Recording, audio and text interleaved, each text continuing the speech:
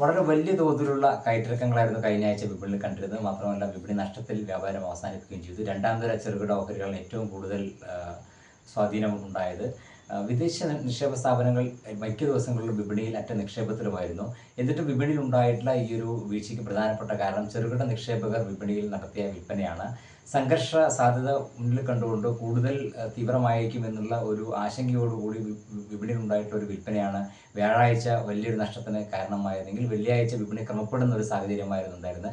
സാധാരണഗതി ഇത്തരം അവസരങ്ങളിലൊക്കെ വലിയൊരു വിൽപ്പനയിലേക്ക് വിപണി നീങ്ങാറുണ്ടെങ്കിൽ കൂടി വെള്ളിയാഴ്ച കുറച്ചുകൂടെ പക്വതയാർന്ന ഒരു പ്രകടനമാണ് വിപണിയിൽ ഉണ്ടായത്.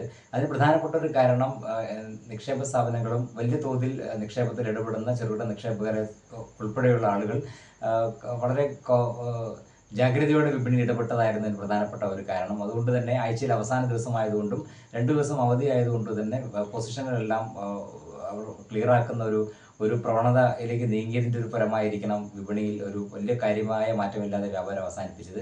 എന്നാലും ഇതിൻ്റെ ഒരു വീഴ്ചയുടെ തീവ്രത കുറഞ്ഞു എന്ന് തോന്നത്തക്ക രീതിയിലായിരുന്നു വിപണിയിലെ പ്രകടനം ഉണ്ടായിരുന്നത്. എന്ത് തന്നെയായാലും വരും ദിവസങ്ങളിൽ വലിയ തോതിലെ കയറ്റങ്ങൾ വിപണിയിൽ പ്രതീക്ഷിക്കണം.